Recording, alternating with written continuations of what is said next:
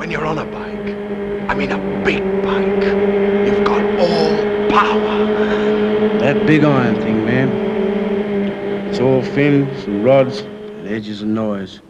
It's power. And you're part of it. Since producing the documentary, Groundbreaking Motorcycles of the 1960s and 1970s, I have received many comments regarding my selection for the very first superbike.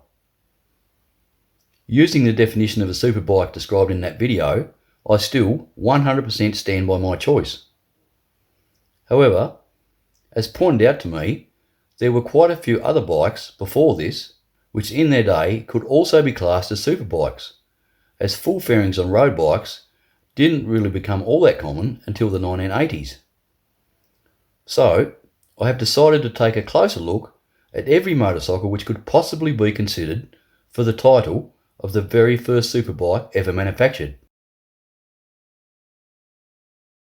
The definition of the word super is defined as meaning of very high grade or quality, very large or powerful, or exceeding the norm. So let's take a look at all the bikes, one by one, which might have been regarded as superbikes in their day, and we'll see if we can come up with just one bike that was indeed the very first superbike. Remember though, it must be a road legal production bike which was available to the general public for purchase.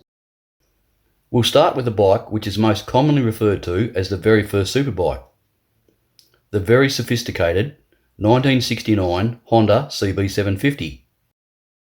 Its smooth 736cc single overhead camshaft 4-cylinder engine produced 68 horsepower, giving the bike a top speed of a little over 120 miles per hour.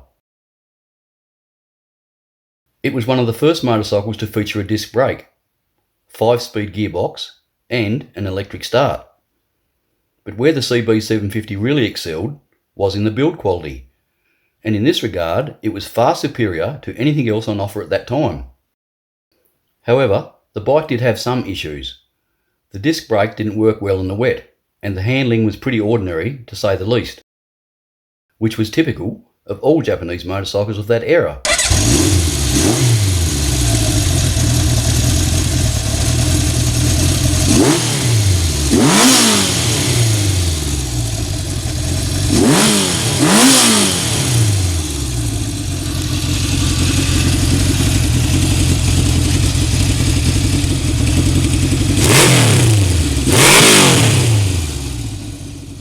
3 years later, in 1972, another Japanese manufacturer, Kawasaki, considerably upped the ante with their Z1 900.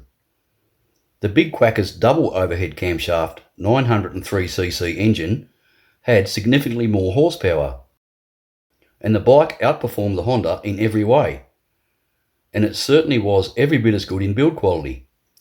Not to mention, it was, and still is, a very nice motorcycle to look at. But there's no doubt that Honda beat them to the punch in 1969, so we can safely say that the 1972 Kawasaki Z1 900 was not the very first superbike. It was more of an evolution.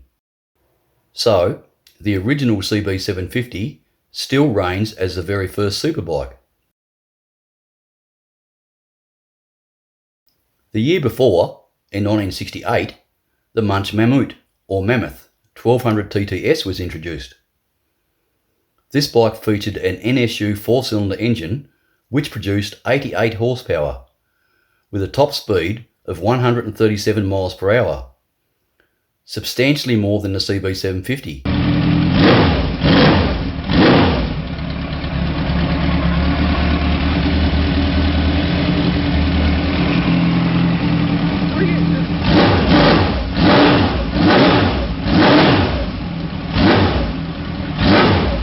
But the bike was huge, weighing 295 kilos, far heavier than anything else on offer at that time.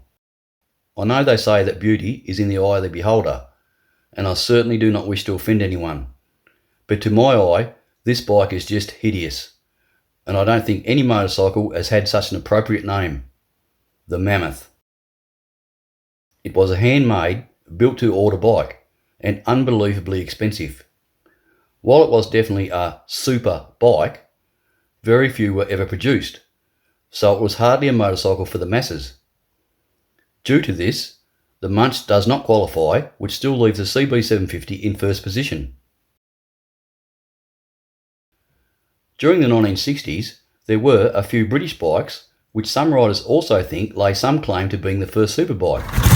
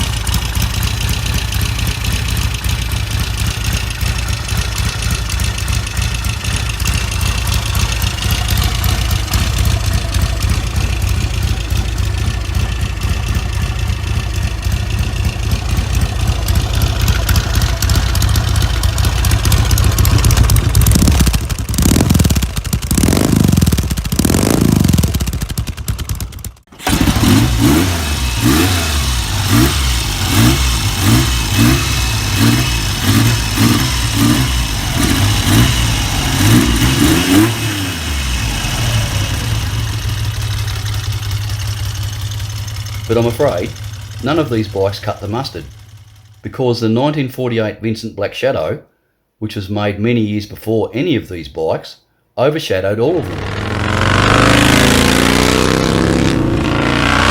The bike set standards that wouldn't be beaten for 2 decades. The Black Shadow's 120 mile/hour top speed remained competitive even against the much later superbikes which appeared in the 1970s. It was a superb looking bike, except for that gap under the seat. Obviously though, it was the engine that really caught your eye. Its 998cc 50-degree V-twin engine produced 55 horsepower, and it was the most powerful standard motorcycle of its time. At 100 miles per hour, the engine only ticked over at 4,600 revs. The bike was designed by Englishman Phil Vincent and Australian Phil Irving. Their design had the engine hanging from a stiff backbone, rather than being surrounded by a frame.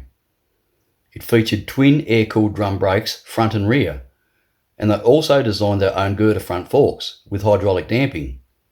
They called these girdrolic forks. The rear suspension was also state-of-the-art. It was one of the most outstanding motorcycle designs of all time. Despite the fact that many consider the sophisticated Honda CB750 to be the world's first superbike, comparing it to the very loud and raw Black Shadow is like comparing chalk and cheese. Surely though, the 1948 Vincent Black Shadow must now take first place for the world's very first superbike. 1936 saw the introduction of the Crocker 45-degree V-twin, the fastest motorcycle in the US, with a top speed of up to 110 miles per hour. There was no standard Crocker, as every customer could specify the capacity and the tuning of the engine. Typically though, this was around 1000 cc's, producing between 55 and 60 horsepower. Quite a bit more power than the Indians and Harleys of the same era.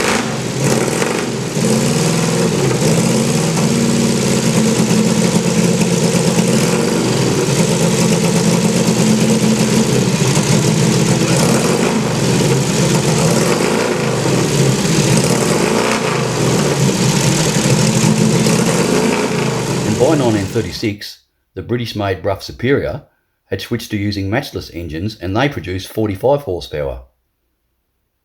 So confident was Al Crocker that his motorcycle was the best, he offered a money-back guarantee for any Crocker owner who was beaten by a standard Harley-Davidson or Indian.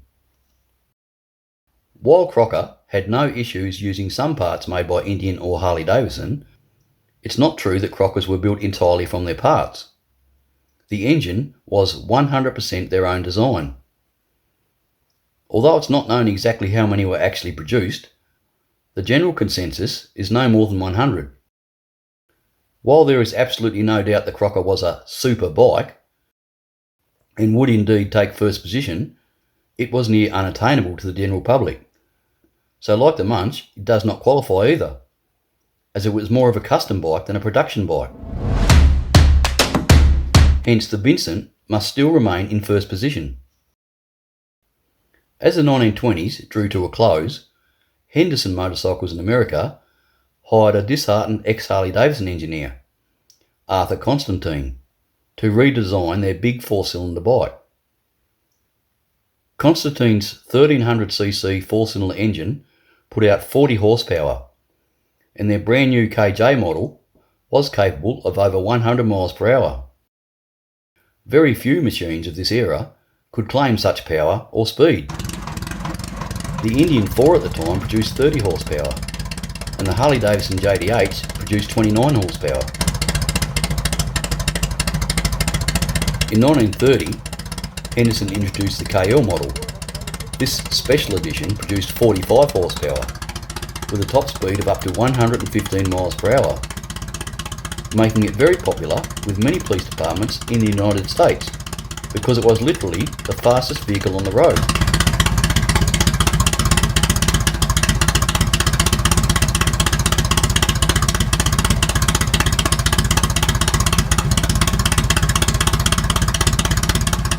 It was often referred to as the Duesenberg of motorcycles. The Duesenberg was one of the most powerful cars in the world at that time.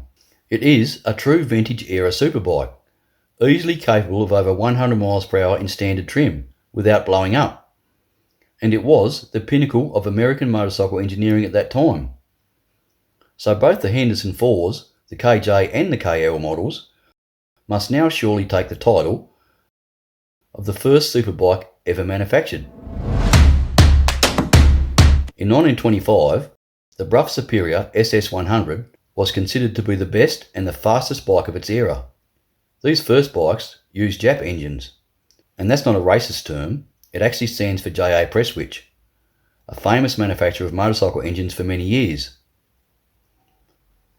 These early Broughs had 50 horsepower, and the bikes were sold with a guarantee of being able to do 100 miles per hour, hence the model name SS100.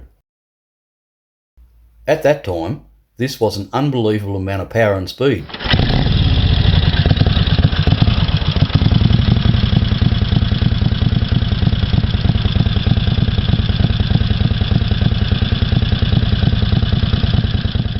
Some later bikes had even more horsepower, but reliability suffered, and by 1936, Brough had switched to using matchless engines. Because they cost more than the average man's yearly wage, only the extremely wealthy could afford to own one. It's no wonder the Brough Superior was known as the Rolls-Royce of motorcycles. But similar to the Crocker, the Brough Superior was basically a custom-made bike, with every bike made to meet different customers' requirements. Many parts used were from external manufacturers. The front forks, for example, were basically Harley-Davidson forks. In total, less than 400 SS100s were manufactured over a 15-year period. And considering they didn't even make their own engines, it would be unfair to other manufacturers to allow the Brough to qualify as the very first superbike, even though they were one of the most outstanding motorcycles ever built. The holy grail of motorcycles, so to speak. It was not a production bike, which still leaves the Henderson 4s in first position. The Ace 4-cylinder is one of the most coveted motorcycles in history, and when it was introduced in 1920, it was the fastest production motorcycle in the world, with a reputation second to none. Its 1,229cc engine produced 20 horsepower, 25% more power than the Indian Power Plus, which at that time was considered the best motorcycle in the world. It was also 15 miles per hour faster, with a top speed of 85 miles per hour. Its inline 4-cylinder engine, which was designed by the Henderson brothers, was a remarkable piece of engineering in those early days. The Henderson, the Ace, and the Indian 4 all originated from the work of William and Thomas Henderson. Some of the world's fastest motorcycles to this day have used this same engine configuration it's just mounted across the frame rather than lengthways. The Ace was the most strikingly beautiful and by all reports best handling motorcycle of the era. It certainly appealed to any rider at that time that wanted to buy a smooth and a fast motorcycle. So by my reckoning, the American-made Ace 4 of the year 1920 was, in fact, the very first superbike ever made in history. Let me know your thoughts in the comments. Cheers and thanks for watching.